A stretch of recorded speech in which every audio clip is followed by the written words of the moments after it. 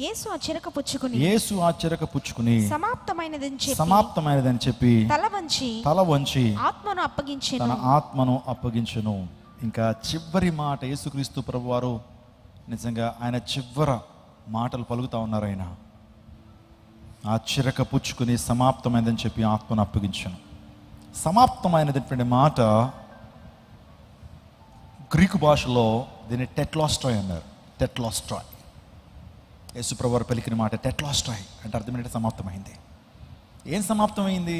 ఏం సమాప్తం చేయడానికి యేసుప్రభు ఈ లోకానికి వచ్చాడు? ఒక అమ్మాయి ఉందట ఒక దేశంలో, తన నాన్నకు తన బర్త్డే టైంలో ఒక ఎంటీ బాక్స్ ఇచ్చిందట. ఎంటీ బాక్స్ ఇచ్చింది. ఆ బాక్స్లో ఏమీ లేవు. తండ్రి అన్నాడట, ఏమ్మా ఏంటమ్మా బర్త్డే రోజున గిఫ్ట్ అని చెప్పి ఎంటీ బాక్స్ ఇచ్చామేంటి అని చెప్పి కోప్పడ్డాడట. అప్పుడు ఆ అమ్మాయి అందట, that box is full of my love అందంట. అంటే ఆ బాక్స్లో ఏం నింపించాను? నా ప్రేమను నింపించాను. తండ్రికి అర్థం కాలేదు. కొన్ని రోజులు అయిన తర్వాత ఆమెకు లుకేమియా అనేటువంటి ఒక వ్యాధి సోకింది. ఒక క్యాన్సర్, బ్లడ్ క్యాన్సర్ వచ్చింది. చాలా ఇబ్బంది పడి చనిపోయింది. చనిపోయిన తర్వాత ఆ తండ్రి ఆ బాక్స్ని చూస్తున్నాడు. చనిపోయిన తర్వాత అదే మాట గుర్తొస్తుంది, ఆ ఎంటీ బాక్స్ నా ప్రేమను నింపించాను నాన్న. ఆ బాక్స్ చూస్తున్నప్పుడల్లా కూడా ఆ కుమార్తె ప్రేమ కనబడతా ఉంది. ఆ కుమార్తెను జ్ఞాపకం చేసుకుంటున్నాడు తండ్రి. ఆ బాక్స్ చూస్తున్నప్పుడు అది ఎంటీగానే ఉంది, కానీ దానిలో ఏముంది? కుమార్తె ప్రేమ ఉంది. So when you see the cross, అది నీకు ఎంటీగానే కనపడచ్చు, కానీ దాని మీద దేవుని ప్రేమ ఉంది. దేవుడు నీపై చూపిన ప్రేమంతా కూడా సిలువ మీద కనపడతా ఉంది. యేసుక్రీస్తు ప్రభువు తన ప్రేమను సిలువ నుంచి ఆయన కనుపరుస్తూ వచ్చాడు. ఆయన మాట్లాడుతున్నాడు సిలువలో అలా వేలాడుతూ, ఆ మేకుల మీద ఆయన వేలాడుతూ.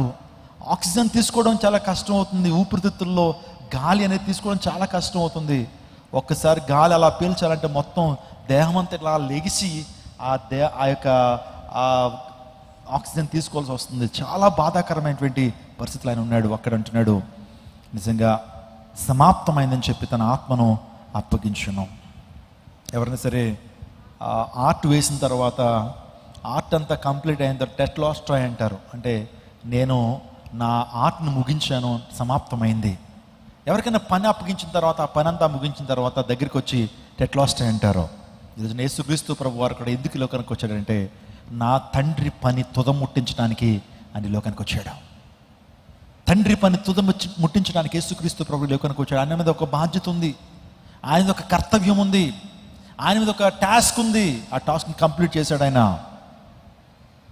అది చేయండి. చాలామంది ఆరంభ విషయంలో చాలామంది ఓకేగా ఉంటారు అవండి, కానీ ముగించే విషయంలో మాత్రం సాటిస్ఫాక్టరీ ఆ యొక్క ఫినిషింగ్ ఉండదు. ఆరంభ శూరులుగా ఉంటారు, దేవుని వెంబడించేటప్పుడు చాలా ఏమంటే ఆసక్తిగా వెంబడిస్తారు, కానీ దినాలు గడిచే కొలది ముగింపు ఆ విధంగా ఉండదు. కానీ యేసుక్రీస్తు ప్రభు ఆరంభం ఎంతైతే బాగుందో ముగింపు కూడా అంత అద్భుతంగా ఉంది. ఆయన సాటిస్ఫైయింగ్ ఫినిషింగ్ అయింది, సక్సెస్ఫుల్ ఫినిషింగ్. యేసుక్రీస్తు ప్రభు సమాప్తమైంది. ఏంటి, దేనికి సమాప్తం పలికాడంటే ఆలోచన చేస్తే ధర్మశాస్త్రానికి సమాప్తం పలికాడు ఆయన. ధర్మశాస్త్రం ఆనాటి వరకు ధర్మశాస్త్రం కాడి కింద అనేక మంది ఉన్నారు, కానీ ఇంక ధర్మశాస్త్రం కాదు. యేసు ప్రభు ధర్మశాస్త్రాన్ని కొట్టేసి నెరవేర్చి కొట్టేశాడు ఆయన. అర్థమవుతుందా? ధర్మశాస్త్రం నెరవేర్చి కొట్టేశాడు. ఈ ప్రపంచంలో ఏ ఒక్కరు కూడా ధర్మశాస్త్రం నెరవేర్చలేకపోయారు. కానీ యేసుక్రీస్తు ప్రభు ధర్మశాస్త్రం నెరవేర్చి ఆయన కృపా యుగాన్ని వెలుగులోకి తీసుకొచ్చాడు. We are in the dispensation of grace. మనం ఇప్పుడు కృపాయుగంలో ఉన్నాం, but we are not in the dispensation of law. మనము ధర్మశాస్త్ర యుగంలో లేము. ధర్మశాస్త్రం కొట్టివేయబడింది. యేసుక్రీస్తు ప్రభు దాన్ని కొట్టివేసి నెరవేర్చి కొట్టాడు ఆయన. ధర్మశాస్త్రం అనేటువంటిది రక్షణ పొందడానికి మనం చేస్తున్న భక్తి, మనం చేస్తున్న కార్యాల ద్వారా మనకు రక్షణ రాదు, కానీ యేసు ప్రభు రక్తం ద్వారా మాత్రమే, యేసు ప్రభు వారి శిలువ యాగం ద్వారా మాత్రమే మనకు రక్షణ. అది చేయండి. ఈ రోజున ధర్మశాస్త్రం ఏం చేస్తుంది? మనకు ధర్మశాస్త్రం ఇచ్చాడు ప్రభు. ధర్మశాస్త్రం ఏం చేయగలిగిందంటే మన స్థితిని మాత్రం చూపించగలిగింది. ధర్మశాస్త్రాన్ని చూస్తున్నప్పుడు, ధర్మశాస్త్రం చదువుతున్నప్పుడు ధర్మశాస్త్రం మన స్థితిని చూపించగలిగింది, కానీ మన పాపాన్ని పరిహరించలేకపోయింది ధర్మశాస్త్రము. అర్థమవుతుందా? మీకు ఫీవర్ వచ్చింది అనుకోండి, డాక్టర్ దగ్గరికి వెళ్తే డాక్టర్ గారు నీ నోట్లో కానీ నీ నోట్లో ఏం పెడతాడు ఆయన? ఓ చిన్న పుల్ల మొక్క పెడతాడు. ఏంటి ఆ పుల్ల మొక్క? ఏం మీటర్ అది? థర్మామీటర్. థర్మామీటర్ పెట్టడం ద్వారా నీలో టెంపరేచర్ ఎంత ఉందో అది ఏం చేస్తుంది? సూచిస్తుంది. 102 103 100 అని ఆ టెంపరేచర్ చూపిస్తుంది. కానీ ఆ థర్మామీటర్ మనని జ్వరం నుంచి విడుదలనిస్తుందా? ఆ థర్మామీటర్ మనకు స్వస్థనిస్తుందా? ఆలోచించేయండి. ధర్మశాస్త్రం కూడా అలాంటిదే. మనలో పాపం ఉందా లేదా, మన స్థితి ఏంటో చూపించే ధర్మశాస్త్రం. ధర్మశాస్త్రం ద్వారా మనిషికి రక్షణ లేదు. కానీ ఎవరి ద్వారా రక్షణ ఉందంటే మన ప్రభువైన యేసుక్రీస్తు ప్రభు శిలువలో కార్చిన రక్తము ద్వారా, ఆయన చేసిన యాగము ద్వారా మనకేముంది? రక్షణ ఉంది. గోతులో పడిపోయిన వ్యక్తికి సూక్తులు కాదండి కావాలి, సూక్తితో పాటు సూత్రం కావాలి. అందరూ ఈ ప్రపంచానికి వచ్చి సూక్తులు చెప్పారు. మహానుభావులు అందరూ వచ్చి కూడా ఏం చెప్పారు? అబద్ధం ఆడరాదు, వ్యభిచరించరాదు, ఆ తర్వాత సత్యమునే పలకవలను, నీతిగా జీవించవలను సూక్తం అందరూ ఏమండి చెప్పారు. యేసు ప్రభు వారు కూడా ఈ లోకానికి వచ్చి సూక్తులు చెప్పారు. సూక్తితో పాటు సూత్రం వేశాడు. స్తోత్రం చెప్పండి. Hallelujah. What is the main difference between Jesus and some other so called gods and goddess? ఈ లోకంలో యేసు ప్రభు వారికి మిగతా మహానుభావులకి దేవుడిగా పిలవబడుతున్న వారికి వ్యత్యాసం ఏంటంటే, everyone came to this world and teach some good lessons, teach some moral values. కానీ మనిషిని ఆ యొక్క పాపము నుంచి ఎలా బయట తీసుకురావాలో మనుషులు ఆ కార్యం చేయలే. యేసు ప్రభు వారు సూక్తులతో పాటు సూత్రం వేశాడు. ఏటా సూత్రం? సిలువ అనే సూత్రం. గట్టిగా చప్పలు కొడుతూ దేవుని మహిమపరచండి. బలులు ఇంకో మాట చెప్పాలంటే, ఈ బలుల ద్వారా మనకు రక్షణ రాదు, కానీ కృపాయుగం, యేసుక్రీస్తు ప్రభు కృపాయుగాన్ని వెలుగులో తీసుకొచ్చాడు. ఆలోచించేద్దాం. మన జీవితంలో యేసుక్రీస్తు ప్రభు సమాప్తాన్ని పలికాడు. టెట్లాస్ట్రాయ్. ఆయన మన జీవితాల్లో అనేక కార్యాలకి ఆయన సమాప్తం పలికాడు.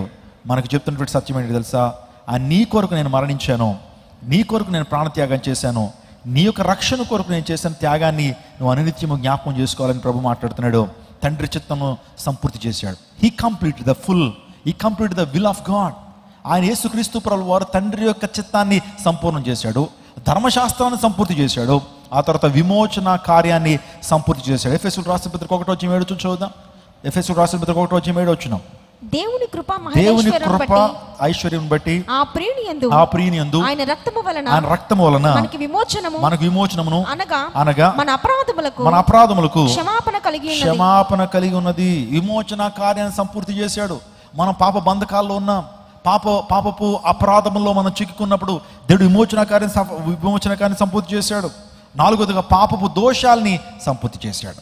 కాబట్టి టెట్లాస్ట్రాయ్ సమాప్తమైంది అంటే ఈయన సమాప్తపరిచాడు. మన మీద ఉన్న పాప శిక్షను ఆయన సమాప్తం చేశాడు. మన మీద దోష శిక్షను సమాప్తపరిచాడు. ధర్మశాస్త్రాన్ని సంపూర్తిగా నెరవేర్చి సమాప్తం చేశాడు.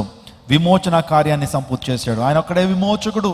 ఈ ప్రపంచంలో మానవులకు విమోచన కలగాలంటే యేసు ద్వారా మాత్రమే, మానవులకు రక్షణ కలగాలంటే యేసు ద్వారా మాత్రమే. ఇంకా ఆఖరిగా యేసుక్రీస్తు ప్రభువారు పాపపు దోషాల్ని సంపూర్తి చేశాడు. కాబట్టి ఈ యొక్క 6వ మాట ద్వారా సమాప్తపరచను దేవుడు సమస్తాన్ని సమాప్తం చేశాడు.